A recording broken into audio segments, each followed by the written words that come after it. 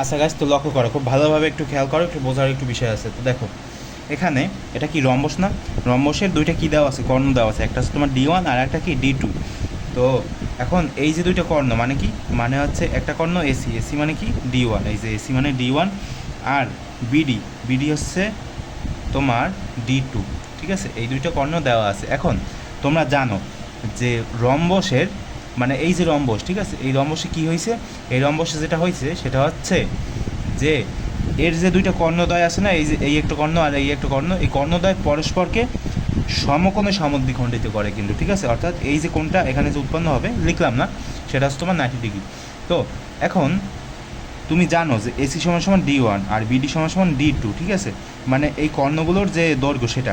এখন মনে করো যে তুমি ত্রিভুজ, এখানে আমি লিখি যে মনে করো যে তুমি ত্রিভুজ ACD, কোন ত্রিভুজ ভাই, এই যে এই ত্রিভুজ ACD, এই ত্রিভুজের যে উচ্চতা সেটা তুমি বের করতে চাও। ঠিক আছে, তো এই ত্রিভুজের উচ্চতা কীভাবে বের করতে হবে, D2 কি সম্পূর্ণ না, এটার অর্ধেক করে দাও। অর্ধেক কীভাবে করবা, অর্ধেক এভাবে করতে হবে যে D2/2, তাহলে কিন্তু এর যে উচ্চতা সেটা কিন্তু বের হয়ে যাবে। ঠিক আছে, বুঝলা? আর এখানে আরেকটা ত্রিভুজ আছে না ABC, এই ত্রিভুজের যে উচ্চতা সেটা কীভাবে বের করবা, ত্রিভুজ ABC এর উচ্চতা দেখা কি যায়? আচ্ছা, উচ্চতা বের করবে এরকমভাবে যে D1 বাই হচ্ছে তোমার 2। ঠিক আছে, এরকমভাবে বের করা যাবে। আচ্ছা, এখন দুইটা ত্রিভুজের যে উচ্চতা সেটা কিন্তু তুমি বের করছো, D2/2, আর এখানে হবে তোমার D1/2। এখন তুমি কি করতে পারবা, এখন হচ্ছে তুমি রম্বসের যে ক্ষেত্রফল সেটা কিন্তু বের করতে পারবা।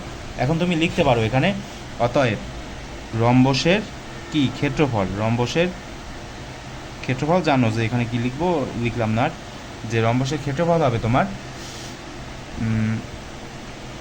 ABCD না, ABCD রম্বসের ক্ষেত্রফল আগে হবে আর কি। ABCD রম্বসের ক্ষেত্রফল হবে 2 ইন্টু ত্রিভুজ ACD। ঠিক আছে, এর ক্ষেত্রফল,